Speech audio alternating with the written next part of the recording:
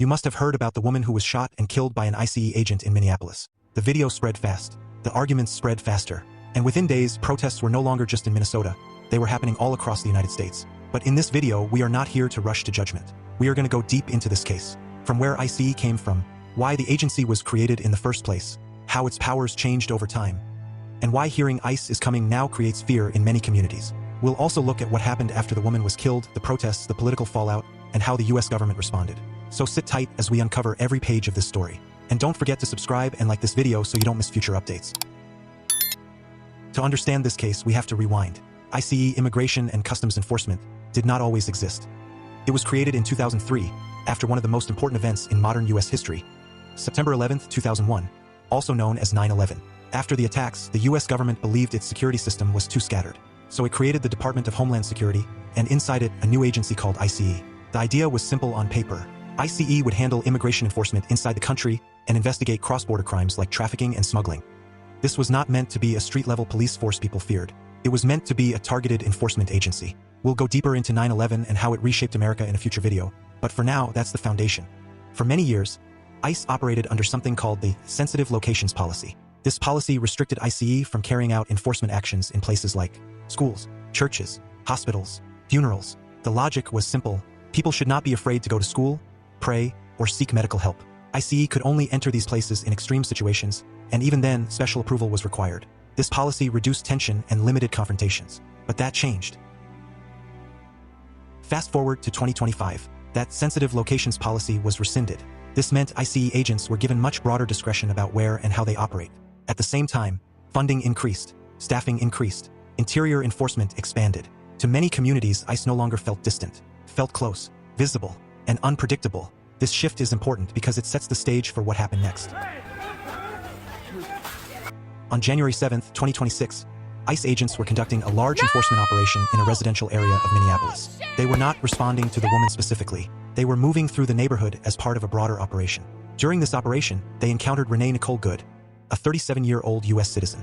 According to federal authorities, her vehicle was blocking their movement. What happens next is heavily disputed.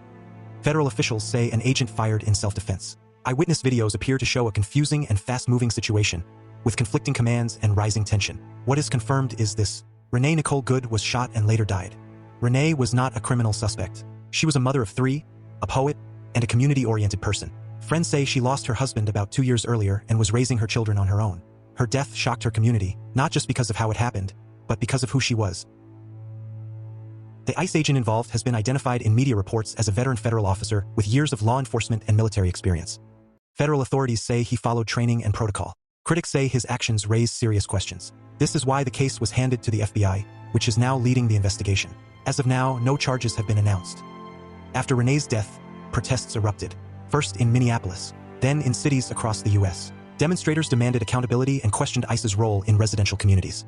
Some protests were met with chemical irritants, similar to pepper spray, fired to disperse crowds, further escalating anger. Minnesota's governor and Minneapolis mayor openly criticized the federal operation, saying one day into such an operation, someone should not be dead. Meanwhile, the federal government defended the agent, stating the shooting was an act of self-defense. Even U.S. Vice President J.D. Vance weighed in publicly, backing federal agents and condemning what he described as misinformation. This case is no longer just about one incident. It's about power, fear, accountability, and how policies written far away can change lives on a quiet residential street. The investigation is still ongoing. The protests are still happening, and the debate is far from over. Watch the full statement made by Vice President J.D. Vance, and stay connected. Follow Intel Hub for verified updates, deeper context, and stories that go beyond the headlines. The truth doesn't rush, it unfolds.